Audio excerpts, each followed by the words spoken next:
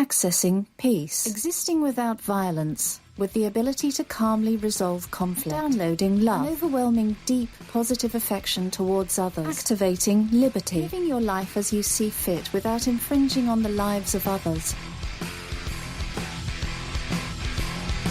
Welcome to Peace, Love, Liberty Radio.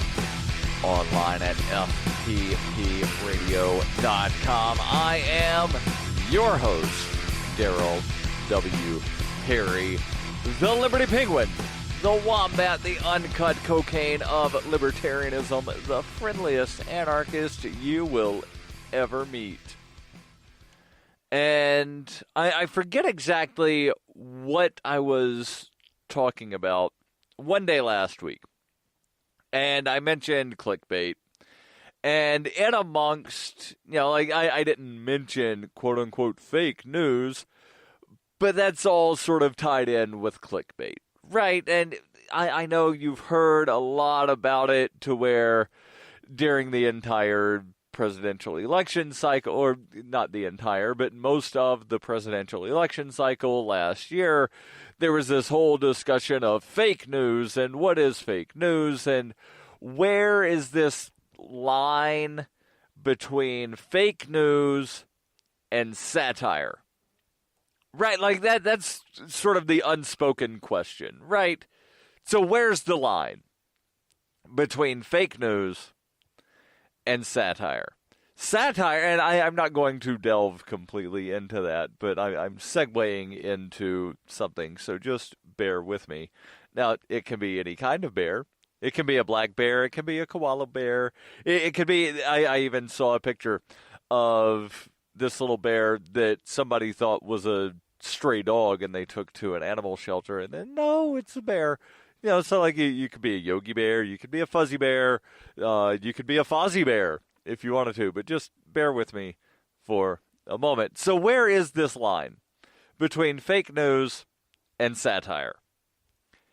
And I would say it's somewhere around the area. It's like one of these kind of thick lines to where you know when you're on one side and you know when you're on the other, but you're not really sure, like where is the middle, kind of. But somewhere between I want this to be true because either I support this or I oppose this, and oh, this is clearly a joke. So, The Onion. Yes, I know there are people that do occasionally get confused and think that The Onion is something other than satire. And there are times when The Onion winds up having headlines that are, really, really close to being true. But The Onion is satire.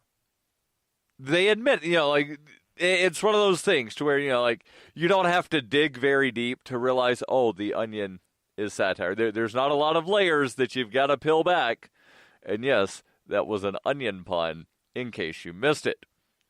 But then there are other sites that look, and I'm using air quotes here. You can't see it, obviously, because this is audio only, not video. But they look like real news sites. It'll be like, Tulsa 8 now, or News 45 today. And, it sounds like it could be. Oh, yeah, there's, Channel 8, Channel 45, blah, blah, blah. That seems legit.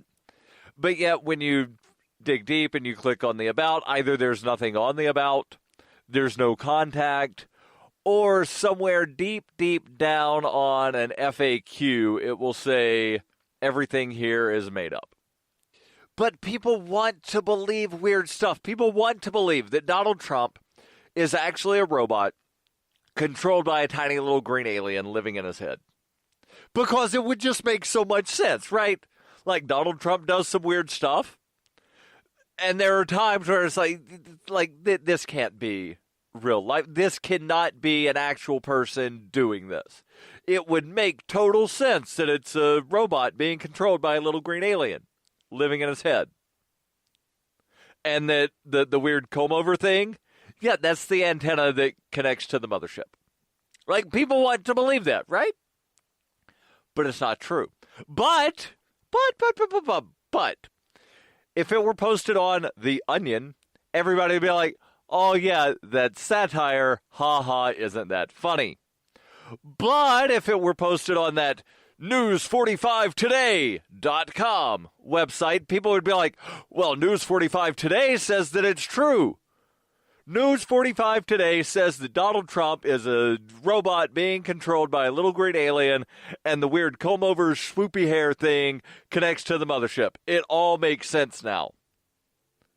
But no. That's the line between satire and fake news. But how did we wind up getting fake news? Well, that's where we're going, and that's what we're going to talk about. Article from Lifehack says a new phenomenon is taking the internet by storm. Update, author, person here. It's not that new. It's been going on for a while. But I digress and continue. They say, but in the worst possible way, that being the phenomenon. Many of us have fallen victim to quote-unquote fake news and further perpetuate the issue by sharing this misinformation and regurgitating it as fact. Allow me to pause. Remember back in 2008. I know it seems like a really long time ago, right? But 2008. There was quote-unquote fake news floating around. It wasn't called fake news, but there was fake news. I remember watching Saturday Night Live, where Tina Fey was dressed up as Sarah Palin, and I still think that Tina Fey is a better Sarah Palin than Sarah Palin is a Sarah Palin, if that makes any sense. Like, that's, like some multi-level Sarah Palin Inception sort of stuff. But anyway, one of the skits where Tina Fey was dressed up as Sarah Palin, she said, quote, I can see Russia from my house, end quote.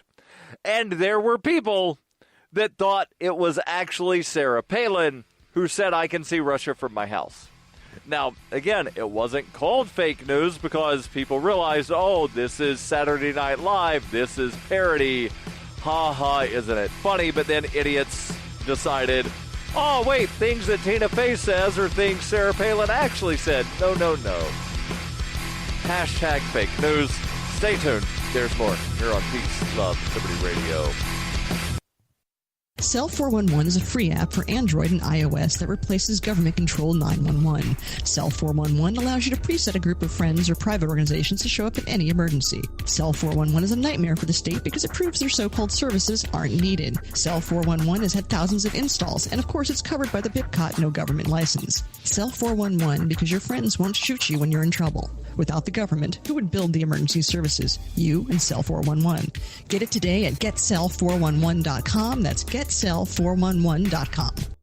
When you hear the word lobbyist, you probably think about greedy corporations, but not all lobbyists are the same. Some are fighting for the freedoms you hold dear. Liberty Lobby LLC is doing just that in New Hampshire, working hard to represent you, not some special interest group. You can help by going to libertylobby.info, where your contribution will give us the tools we need to ensure that your voice is heard. Visit libertylobby.info today to find out more. You're listening to Peace, Love, Liberty Radio with Darryl W. Perry.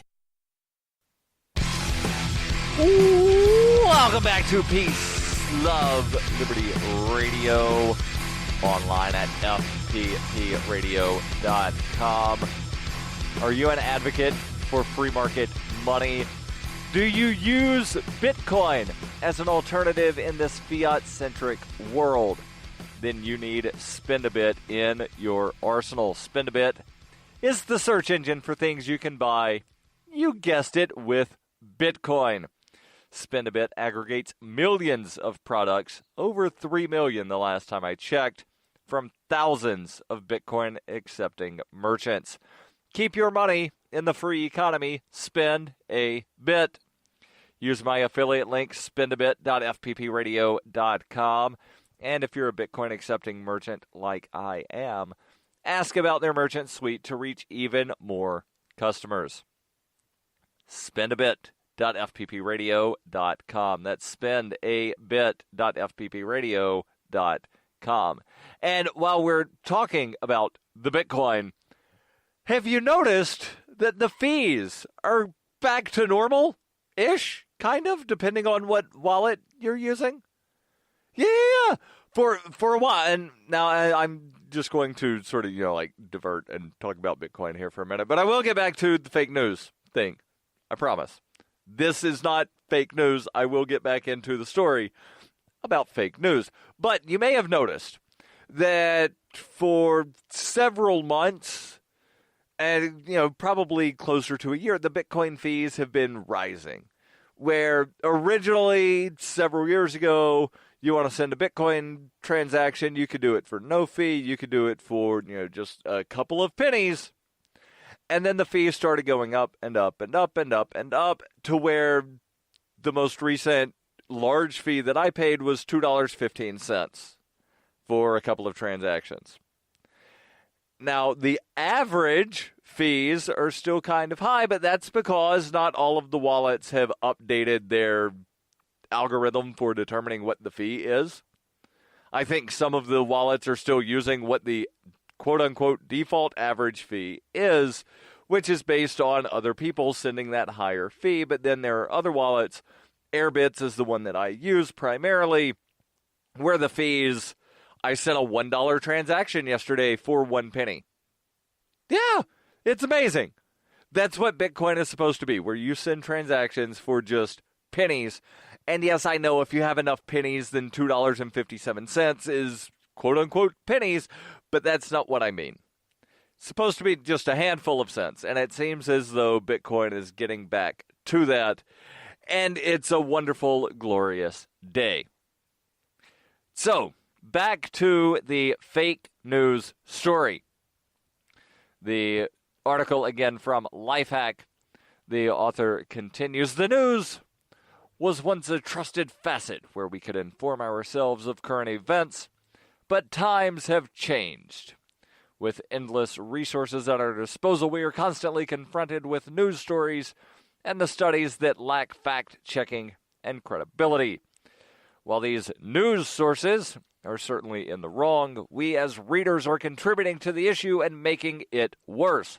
So the author here seems to be blaming you and me and others like us that are tired of fake news and try to point out, hey, this is a BS story. We're the ones that are allegedly responsible for fake news even happening. This, on the surface, and I promise I'll get further into the article, but on the surface, this seems to be kind of the thing that the constitutionalist will throw around of, well, it's really our fault that Congress does all the horrible things that they do. Well, I'm sorry, but the last time I checked, I was never invited to go talk to Congress to tell them that they're doing a bunch of horrible things. Now, I do go to the state legislature a lot here in New Hampshire and tell them that they're doing some horrible things. And every now and then they listen and don't do the horrible thing, and they'll, do a good thing. But I ultimately don't get to vote on whether or not they pass a bill. I did everything I could, testified, talked to legislators outside of the session, talked to them during the session, talked to them before, talked to them after. And I can't forcibly make someone vote the way that I want to. So no, it is not my fault that Congress and state legislators do horrible things, just as it is not my fault that fake news happens or that people share fake news on social media. Now, it's the fault of people that buy into it, but I'm not one of the people that buy into it. So no, Miss Author Lady, I am not responsible for fake news. But I digress and continue. She says, perhaps it's because these fake news stories appeal to our personal ideals, so we accept them as fact, or maybe it's because we want to be the first one to share information with our peers, appearing as if we are always in the know. So, okay, yes, I will agree that it's the fault of those people, the perpetrators, or the purveyors, the people that share the fake news. Yes, they are responsible for the stuff. There was a thing, I forget exactly who did the study, but they found that a lot of the clickbaity articles wind up getting shared a lot more on social media than they ever get opened. So people will see a headline, ooh, wow, this is really interesting, and then they share it, but they never read it. And, that kind of perpetuates the whole thing of, well, I want to get a lot of shares on Facebook, so I'll post this thing with a really, inflammatory title, and then people will share it, but then not very many people actually go and read the thing. I continue with the article. So why does fake news exist? Why do people share fake news? Well, one possibility is what's called FOMO. FOMO. The fear of missing out. FOMO is the common condition with a pretty self-explanatory concept. We all want to be caught up on the latest news. It's part of the human condition to want to be informed. Therefore, when we see breaking news on the internet, we are inclined to share the stories, to educate our peers. Again, a lot of times without ever reading the article or checking the source to see if it is a valid source of information. I'll continue about how the fear of missing out perpetuates fake news and the other reasons. Stay tuned. This is Peace, Love, Liberty Radio. Are you tired of governments murdering people around the world? Stop using their money. There is an alternative. Bitcoin is a stateless, free market, non-political currency. Bitcoin cannot be inflated or controlled by any government. By using their money, you are helping the state. Stop doing it. You have an incredible alternative available now. Learn it, use it, spread it. Get started with Bitcoin at weusecoins.com. That's weusecoins.com. Born into a devastating world and raised among the crowd, the Cloudwalker assumes a new identity and begins the unrelenting quest for truth. In this epic journey, he discovers dark secrets about aspects of his previous life that he once trusted. Through the Journal of the Cloudwalker, he shares both the traumatic hardships and the eternal beauties of his experiences. Fueled in the beginning by his unsettling thoughts and emotions, he learns how to find peace with everything he has woken up to. Dear Society by the Cloudwalker is available from Amazon.com and all major bookstores. You're listening to Peace, Love, Liberty Radio, online at fppradio.com. Hey, welcome back to Peace, Love, Liberty Radio, online at fppradio.com. No FOMO here. Matter of fact, if you have missed any of the shows, you can find them all at fppradio.com. Actually, that's where you'll go and then, click over to SoundCloud. All of the archives are on SoundCloud. They're on Spreaker. You can use, podcatchers to download the RSS feeds and stuff. And I don't mention this very often. I should. I realize that, it's one of the things that's kind of a staple of most podcasts where they're like, hey, make sure you rate me on iTunes and the Stitchers and share and subscribe and, this, that, the other thing. I often forget to mention any of that. But if you do like the show, then leave a review either on the iTunes or on the Stitcher. Share the show however you like. If you want to download the show and cut it up and then re-upload the show, do it. I put this out under a Creative Commons license, and at the very end, it even says, this is under copy heart. And yeah, I know those are two different things, but SoundCloud does not allow me to list it as copy heart. So on SoundCloud, it's listed as Creative Commons, share and share alike, but it's under copy heart. So do whatever you want to with it. Download it. Make me say really weird things and post it on the internet. That's fine. I'll probably laugh, but everybody will know it's fake news. fppradio.com, again, where you can find all of the stuff so that you don't miss out on this show, as well as the daily 5-minute newscast that I do. So, again, fear of missing out is part of why fake news exists, or not why it exists, but why it has become rampant, because, again, people will see a headline, they share the headline to, quote-unquote, educate their peers, even though they're passing around BS stories that they don't realize are BS. The huge issue with this is that many people don't make it past the headline. Without even reading the article, people will share on multiple social media outlets such as Facebook or Instagram, not even realizing what they're actually sharing. In our efforts to feel superior and informative, we're actually showing our peers how ignorant and gullible we are. And by the way, did you know that gullible is nowhere in the thesaurus? It's not in there at all. It's also not in the dictionary.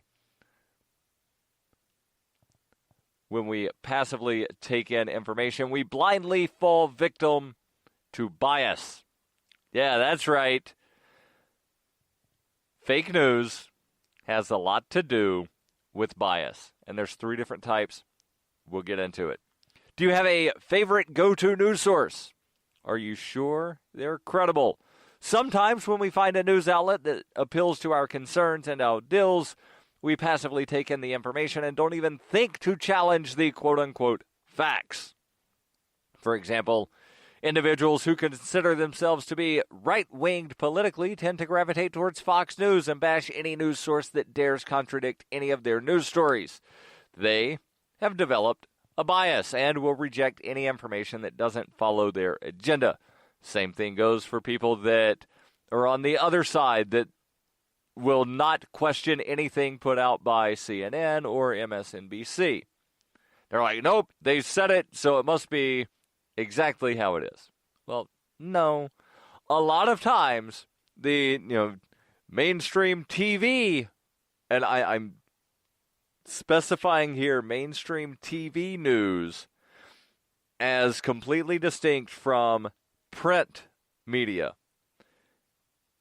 And I'll explain why. But the mainstream TV news, they're all about ratings.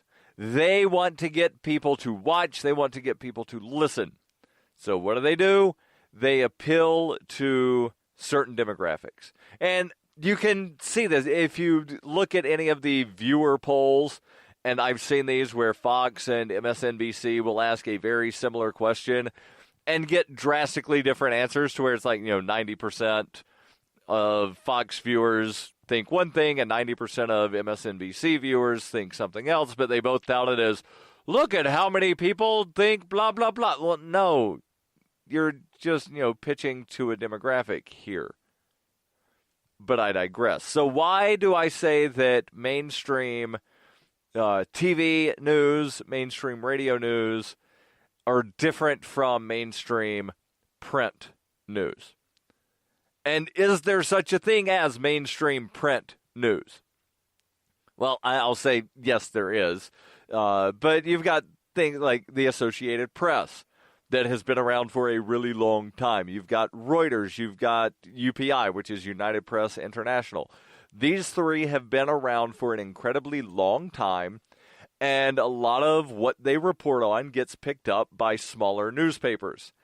They have to report just the facts, ma'am. Otherwise, nobody's going to take them seriously.